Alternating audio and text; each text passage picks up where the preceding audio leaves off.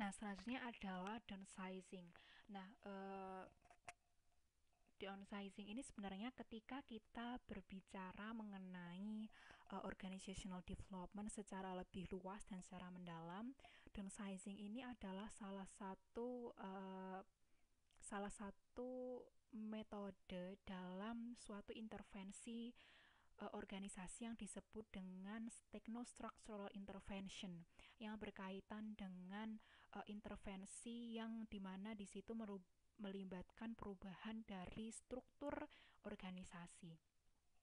Nah, downsizing ini biasanya adalah suatu keputusan perusahaan untuk memperkecil ukuran atau struktur organisasi akibat goncangan atau sebab-sebab yang tidak diprediksikan yang berdampak pada kesehatan suatu organisasi. Nah, biasanya kalau misalnya teman-teman pernah mendengar mengenai PHK, itu adalah salah satu bentuk atau dampak dari downsizing itu. Itu adalah bentuk downsizing yang paling umum.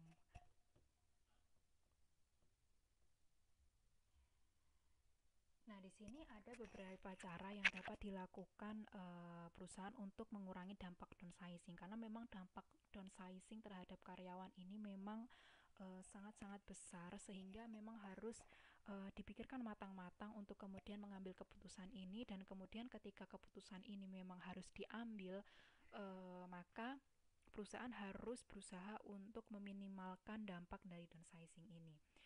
Nah, yang pertama adalah terkait dengan tanda masalah. Jadi ketika suatu perusahaan itu memang mera- ketika suatu perusahaan itu akhirnya mengambil langkah untuk downsizing, itu biasanya memang sebelumnya telah ada beberapa tanda-tanda yang mengarah ke keputusan ini. Oleh karena itu, di sini perusahaan itu bisa melakukan strategi-strategi tertentu untuk kemudian meminimalkan dampak buruk dari downsizing ini. Nah, di sini biasanya karyawan itu akan menghentikan segala program rekrutmen dan seleksi. Artinya mereka tidak menerima karyawan baru sehingga mereka tentu saja tidak harus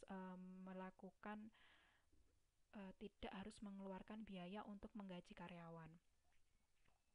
Kemudian yang selanjutnya adalah mempekerjakan karyawan sementara. Nah, di sini artinya memang untuk memang pekerjaan-pekerjaan yang harus dilakukan itu perusahaan bisa menggunakan karyawan sementara sehingga mereka tidak memiliki kewajiban untuk kemudian mempertahankan dan menggaji dalam jangka waktu yang lama. Kemudian yang ketiga adalah menggunakan jasa outsourcing untuk pekerjaan-pekerjaan tertentu. Dan yang keempat, mendorong karyawan untuk melakukan perubahan karir. Nah, di sini sebelum kemudian perusahaan itu memberikan uh, ke, karyawan mengimplementasikan downsizing ini dengan kemudian memberhentikan beberapa karyawan atau juga memperamping struktur dari organisasi. Di sini perusahaan bisa memberikan penawaran-penawaran terhadap karyawan, misalnya adalah pensiun dini atau uh, penawaran untuk pindah perusahaan atau perubahan karir. Nah, yang selanjutnya adalah memilih karyawan yang akan dirumahkan. Nah, di sini perusahaan itu mempertimbangkan beberapa hal terkait yang beberapa hal untuk kemudian mengambil keputusan tentang siapa yang akan kemudian di lay off. Nah, di sini biasanya yang digunakan sebagai standar adalah senioritas, kemudian tingkat upah dan kebutuhan organisasi akan skill-skill tertentu. Nah, yang selanjutnya adalah pemberitahuan. Nah, di sini sebaiknya ketika perusahaan akan memberitahukan kepada karyawan-karyawan yang diputuskan untuk di layoff, maka sebaiknya pemberitahuan ini dilakukan secara personal untuk meminimalisir atau meminimalkan dampak psikologis yang buruk terhadap karyawan-karyawan ini. Nah, kemudian perusahaan juga kemudian harus mempersiapkan jawaban-jawaban atas kemudian pertanyaan-pertanyaan yang mungkin akan muncul dari karyawan-karyawan mengenai keputusan yang diambil.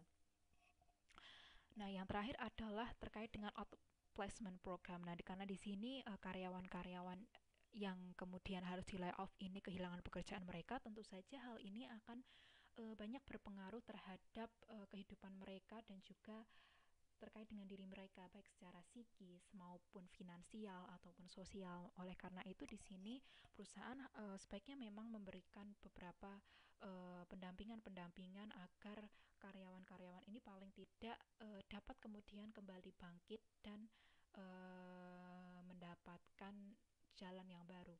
Di sini bisa dilakukan dengan konseling emosional karena memang eh, pemecatan ini atau PHK ini memang memberikan beban emosional yang besar bagi karyawan-karyawan yang di layoff. Kemudian konseling finansial dan juga asesmen terkait dengan pendampingan karir. Sehingga nanti untuk karyawan-karyawan yang kemudian di layoff ini memiliki harapan dan kesempatan untuk kemudian bangkit dan mengadu nasib di tempat lain. Nah, eh, nah di sini ada beberapa dampak dari downsizing yang membuat perusahaan itu harus berpikir benar-benar matang ketika akan mengambil keputusan ini. Yang pertama adalah dampak kepada korban atau yang seperti yang setelah saya jelaskan, karyawan-karyawan yang diputuskan untuk di layoff. Nah, di sini korban ini memiliki eh, mendapatkan dampak berupa kehilangan pekerjaan, kemudian peneritaan kesehatan, gangguan psikis terkait dengan tekanan yang didapatkan, serta dampak secara sosial karena di sini mereka kehilangan pekerjaan. Kemudian yang kedua adalah dampak terhadap survivor. Nah, di sini ternyata dampak downsizing ini uh, tidak hanya berdampak pada korban tapi juga terhadap survivor, di mana survivor ini dapat merasakan trauma psikis ketika mereka melihat teman-temannya kemudian satu persatu di layoff, dan juga performa kerja yang mungkin saja turun karena trauma ini tadi atau goncangan yang dirasakan.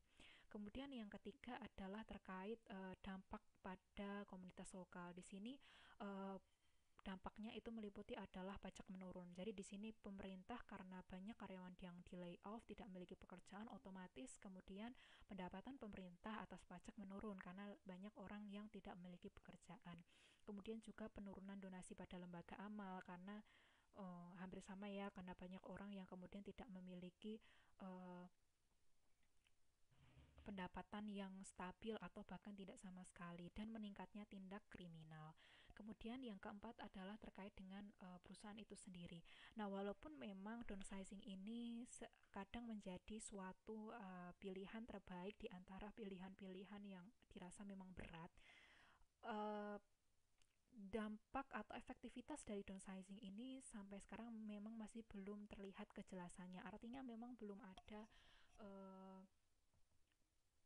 belum ada apa ya, semacam uh, semacam pengukuran yang kemudian bisa uh, membuat perusahaan tahu apakah downsizing ini telah memberikan dampak yang efektif bagi perusahaan atau belum, seperti itu.